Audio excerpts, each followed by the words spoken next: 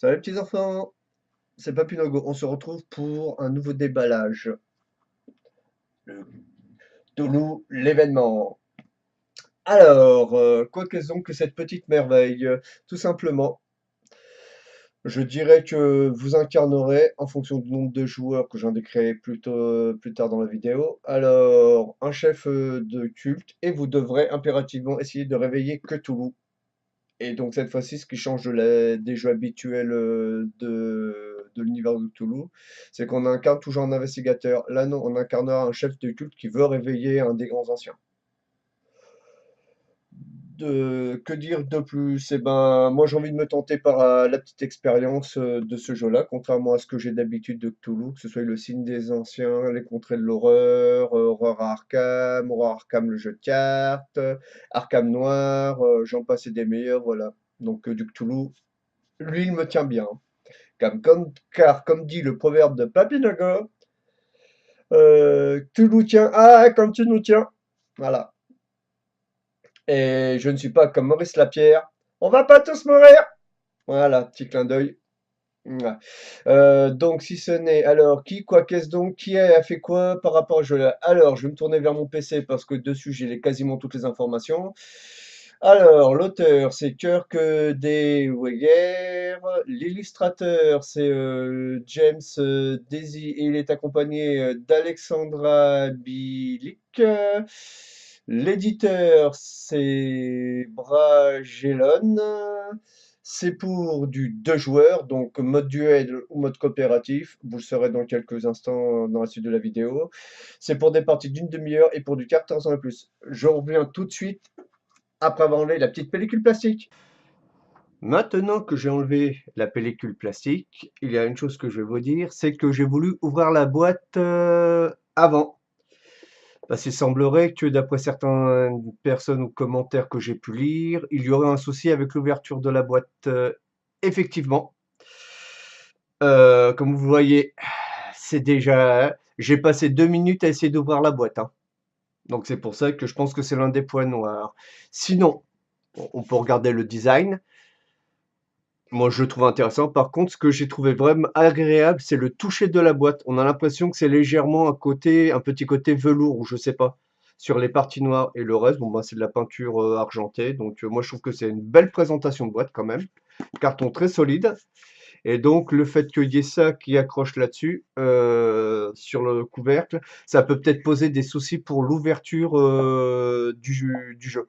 Donc, attendez-vous à avoir une ouverture pas très facile. Nous avons donc le livret. Il paraît épais, mais il y a une raison. Donc, couverture standard, voilà.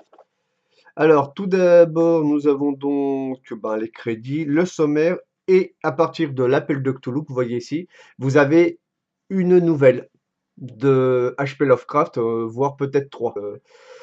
De la page, on va dire, 4 à la page 38, ça ne concerne que les nouvelles. Ce qui va nous intéresser, c'est à partir de la page 39. Il n'empêche que je vais quand même lire les nouvelles et peut-être en parler durant l'aventure. Donc tout d'abord, à partir de là, la page 39, nous y sommes. Hop là. Nous avons les types de cartes que nous allons rencontrer avec des petits textes, le but du jeu, la fameuse mise en plage, secret noir, ouh. Nous avons donc quoi d'autre? Comment jouer sur environ 2 pages. C'est cela, voilà. Ah, nous avons Arkham, un petit clin d'œil à Arkham. Là, j'aime bien le petit graphisme. Là, c'est Innsmouth, voilà. La ville portuaire, si je ne me trompe pas. Nous avons Kingston et Dunwich, voilà. Donc, tac, tac, tac, tac, tac, tac, tac, tac, tac. Voilà, à chaque fois, c'est comment gagner les investigateurs, voilà. Et bien sûr, le fameux conseil touloutien. Voilà, donc si quelqu'un est capable de me traduire ce qui est noté, ça serait bien parce que moi je ne sais pas lire le Cthulhu. Je rappelle que j'ai fait français plus 47. Voilà. Alors, une chose que j'avais lue dans le descriptif, je crois de chez Philibert, Nous avons donc un petit poster. Hop là, je pose ça. Hop là. Hop là. Donc, joli le petit poster. On dirait pourquoi ils nous ont mis ça là. Tout simplement, quand vous retournez, vous aurez donc le fameux tapis de jeu sur lequel vous poserez les cartes. Donc là, ce serait pour les artefacts, les monstres et certainement l'aventure. Voilà. 2 petits jetons de joueurs à dépuncher. Hop là. Et hop là. Oh, ce sont des échantillons gratuits. Alors, qu'est-ce qu'ils nous mettent là? Ne peuvent être vendus séparément. D'accord. Et ça, pareil. Ne peuvent être... Et ce sont des échantillons gratuits. Ah bah merci au concepteur du jeu de nous avoir fourni 2 échantillons gratuits qui ne peuvent être vendus séparément du jeu. Voilà. Bah ça mérite peut-être un petit pouce bleu, qu'est-ce que vous en pensez? Allez, moi je mets le petit pouce bleu parce que je trouve ça cool. Après nous avons 2 petits paquets de cartes. Donc ça... ouais. Le fameux truc que j'adore tant. Voilà. Oula, je pense que cette fois-ci, par le pouvoir du déballage ancestral, j'ai toujours un souci d'ouverture. Non, c'est bon, voilà. Hop là. En plus, c'est bien magnétisé. Ah, on sent qu'il y a que Toulouse là. Je me bats encore avec des bouts de truc. Voilà. Bon, ben, voyez, il y a cette espèce de machin, voilà. Alors, qu'avons-nous donc? Suite à une Touloutade de Cthulhu, qui m'a un peu embêté sur la suite de la vidéo, ce qui fait que je reprends ma vidéo. J'ai eu, grosso modo, pour vous la faire courte, des mises à jour qui sont installées, dont celle de la carte graphique. Voilà. Maintenant, je reviens, donc je vais vous faire la mise en place et en même temps, je vais vous présenter sommairement les cartes. Juste avant, la petite info, le type de sleeve que vous allez devoir utiliser. Voilà, ça, c'est fait. Tout d'abord, vous placerez votre superbe playmap en papier, poster, voilà, dirons-nous. S'il faut un vrai playmap, je me permettrai de l'acheter, voilà. Ceci étant fait, je vais passer aux cartes. Tout d'abord, vous positionnerez en premier les lieux. Donc, il y a pour chacun des lieux Arkham, voilà. Il y a Dunwich, que vous placerez ici. Innsmouth et Kingport. Donc ça, c'est la version pour le jeu de base. Derrière, il y a un petit paragraphe ici. Je n'en dis pas plus. C'est pour éventuellement l'expansion du jeu. Et qui, d'après ce que je lis, s'appellerait Noir Secret. Ouh! Ah, ça c'est Cthulhu qui vient de parler.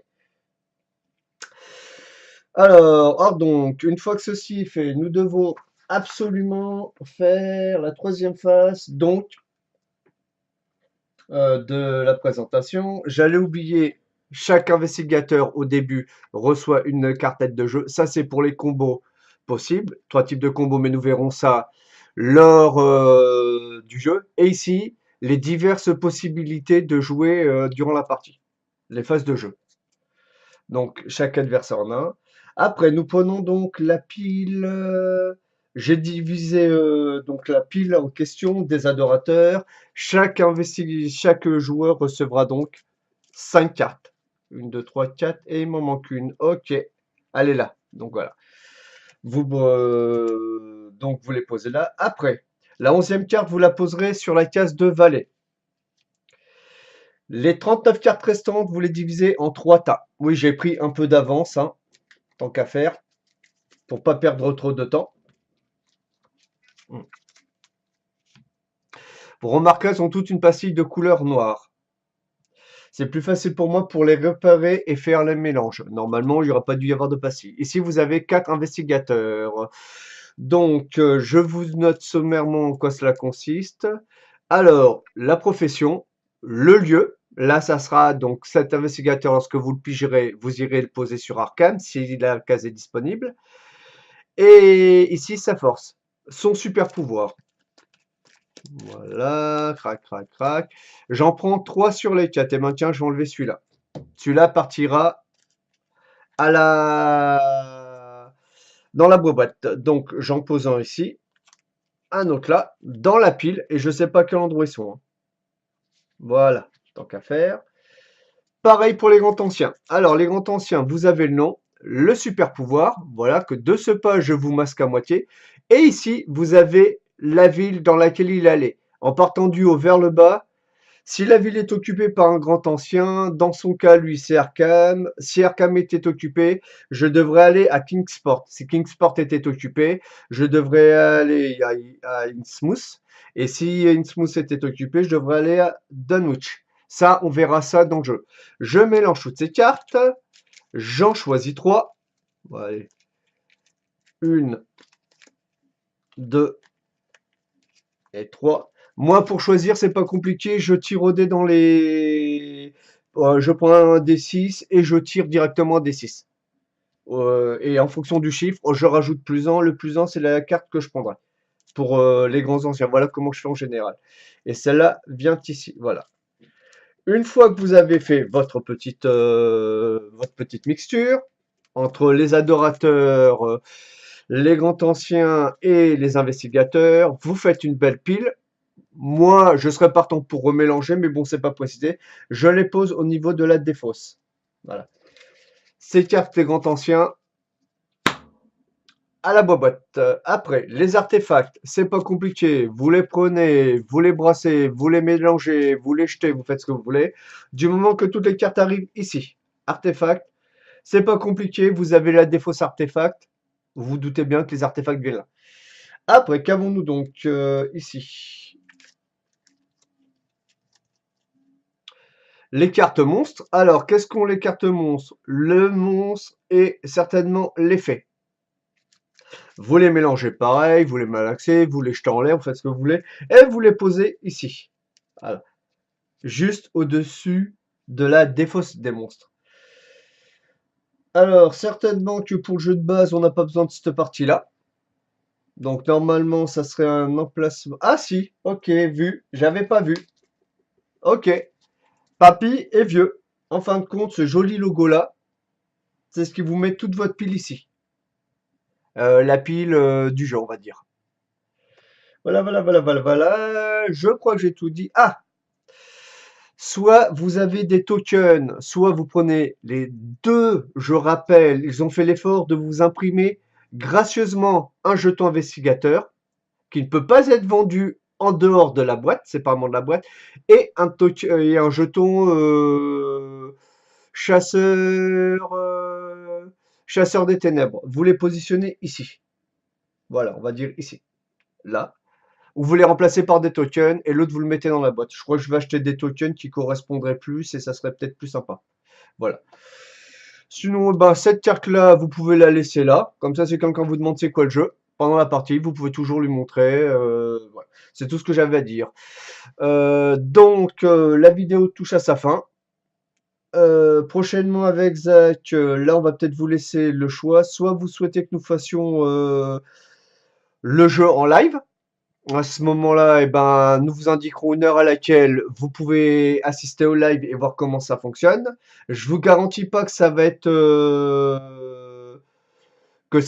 polyphonique au niveau de la partie parce que jusqu'à ce que le live ait lieu ou bien la vidéo, c'est vous qui choisirez lequel des deux formats vous souhaitez. On ne va pas jouer jeu, juste étudier les règles. Comme ça, on n'aura pas trop de questions à se poser. Et si vous avez des questions à nous poser sur le jeu, je pense qu'on sera à même d'y répondre. Ceci dit, si la vidéo vous a plu, petit pouce bleu. Si la vidéo ne vous a pas plu parce que papy, eh ben, elle explique mal, petit pouce rouge. Le commentaire auquel je me ferai un plaisir de répondre et surtout, eh ben, donnez votre avis par rapport au type de vidéo que vous souhaitez voir pour la partie. Et sinon, eh ben, je vous dis à ciao, bonsoir.